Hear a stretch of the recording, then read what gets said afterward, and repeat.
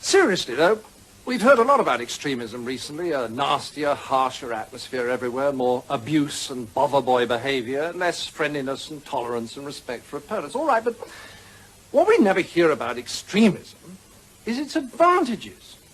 Well, the biggest advantage of extremism is that it makes you feel good, because it provides you with enemies. Let me explain. The great thing about having enemies is that you can pretend that all the badness in the whole world is in your enemies and all the goodness in the whole world is in you. Attractive, isn't it? So, if you have a lot of anger and resentment in you anyway, and you therefore enjoy abusing people, then you can pretend that you're only doing it because these enemies of yours are such very bad persons.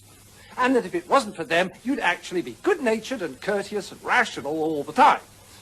So, if you want to feel good, become an extremist. Okay, now you have a choice. If you join the hard left, they'll give you their list of authorized enemies.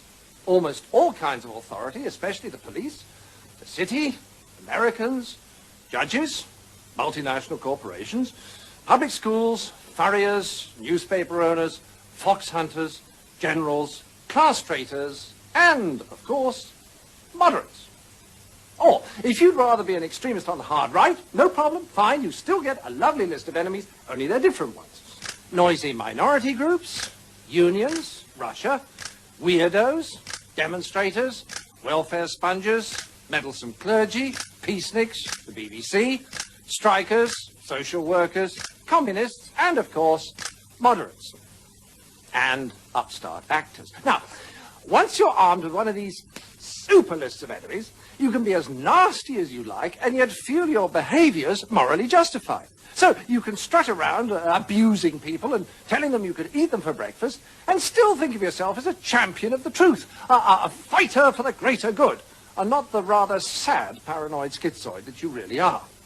And all this explains what we've seen at party conferences. Everyone's sitting there looking grim and bored, and then a speaker gets up with real fire in his belly as well as dyspepsia, and he says, "The other party really are the most awful bunch of rotters, the most left-wing or right-wing bunch there's ever been in this great country of ours, and it would be a disaster if they ever got into power, or held on to power. That's all we must get into power, or hold on to power, but that's going to be a tremendous fight, a terrific struggle, and we can't relax and enjoy ourselves. No, we must struggle and fight and fight, and struggle and struggle and struggle, and fight against these enemies, and then struggle a little bit more at the end of that."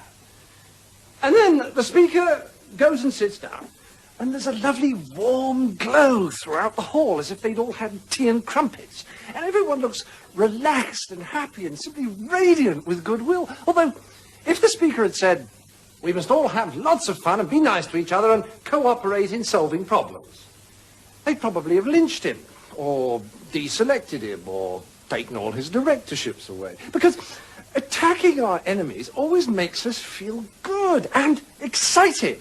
In fact, just about the only disadvantage to extremism is that it can never solve problems. But then, solving problems is a real bore compared with healing victory and swearing to smash capitalism and crush socialism and generally feeling good. I mean, solving problems involves frustrating things like listening to people with different views and learning from them.